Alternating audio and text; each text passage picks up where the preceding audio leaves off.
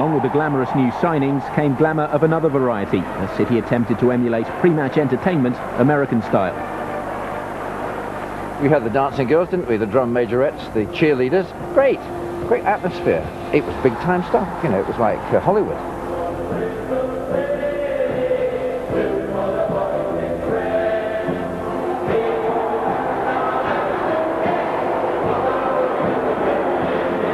Liverpool, the league leaders, one of the all-time great club sides. They've got nothing left to prove in football. It was tremendous. I mean, we had all the big players came here, and everyone learned from it, Bristol City included, because they lost a lot of the games. They're up against some very good teams. Ray Kennedy's tackle.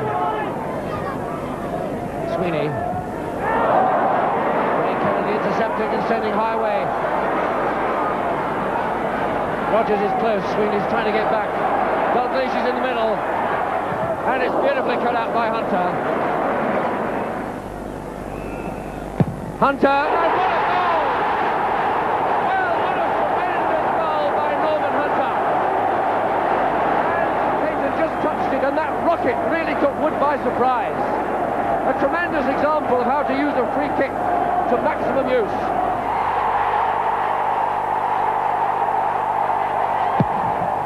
Look at those huge crowds that turned up here at the end of that first division. I should never forget that.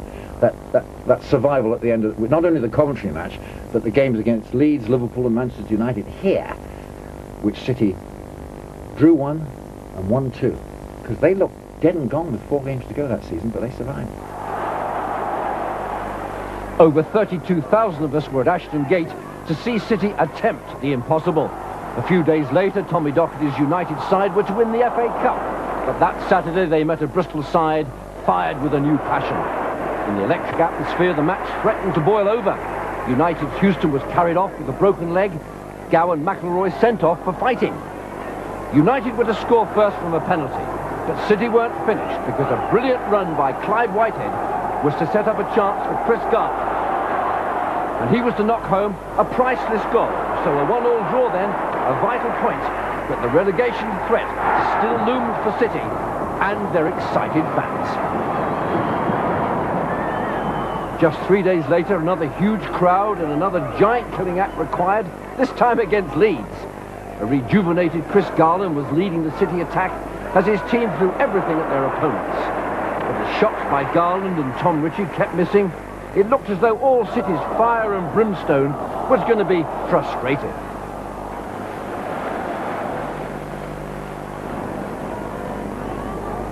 City just couldn't score, it seemed. But then it was to be that man Garland again. Balancing himself now in a crowded Leeds box, he struck home a great shot. 1-0 then, and City had achieved a crucial, vital victory. 6 days later, it was mighty Liverpool's turn to enter the Ashton stronghold, the last home match of the season, and a record crowd of over 38,500 came to see if City could now continue to achieve the impossible.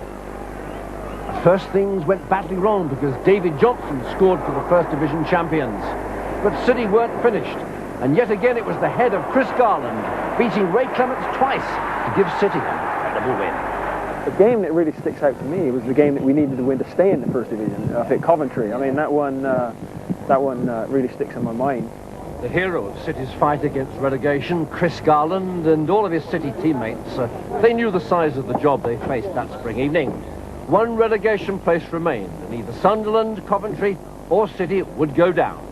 Sunderland faced Everton at Goodison. City were off to meet Coventry at Highfield Road. Factories emptied, offices closed. According to legend, a Crown Court jury were let off early so they could join the convoy of City fans trekking for Coventry.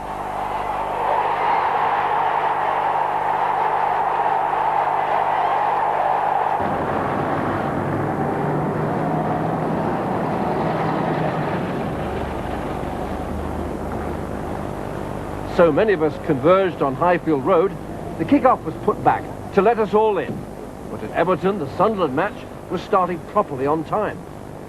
A crowd of nearly 40,000, half up from Bristol, crammed into that Coventry ground, and they saw the home side take an early lead.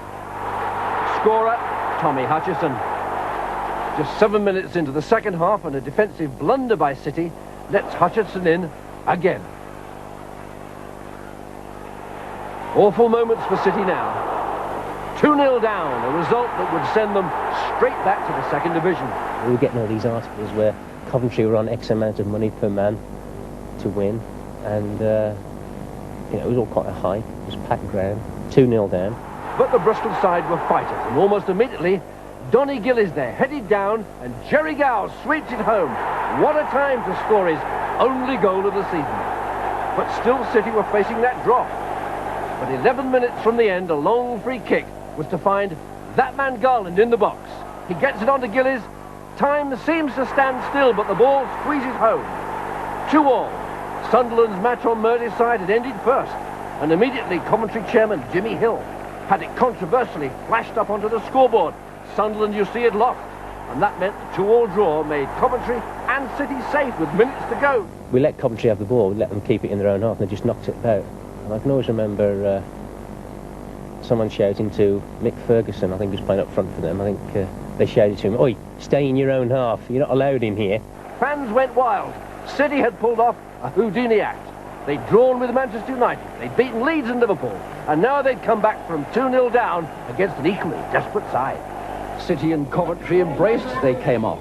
After all, they were sharing survival. It was the relief of men who'd really escaped from a footballing Alcatraz.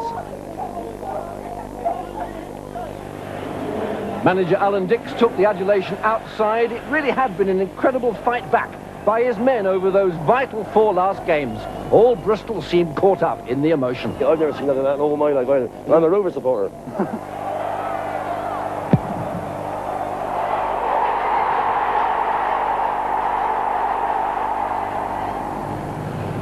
One of the new breeds starting to emerge was striker Kevin Mabbutt. Today he lives in the United States, running one of Santa Fe's most fashionable restaurants. Now with an accent that blends the west of England with the west coast of America, his business acumen is as sharp as he ever was on the field of play. Do you ever think about Bristol and your days as a football player? Yep, every so often I reminisce and get the videos out. Again, after a couple of glasses of wine, usually late at night, I get in front of the video and reminisce.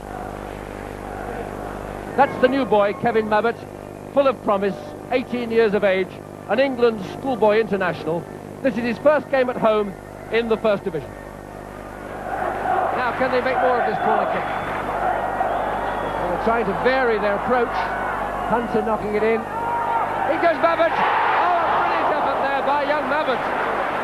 Kevin come in, scored some smashing goals for us, and for a small lad, did really, really well as a front player. Whitehead into the box. A good little centre, and that's a goal! A wonderful goal by Kevin Mabbutt!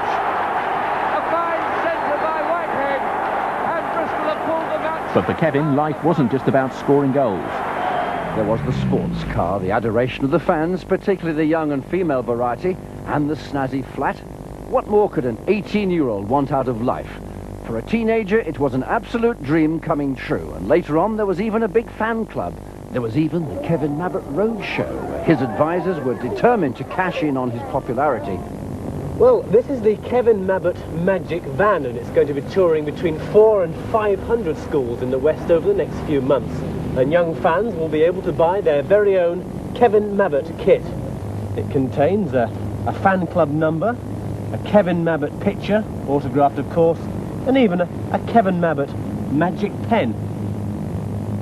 That was sort of, I mean, one of the things that Kevin went about and did, like, you know, but I can assure you got a bit of stick about it in the dressing room, like, you know. But as I say, he took it all in good heart, and I mean, it was just, I suppose that was the start of things to come, like, you know.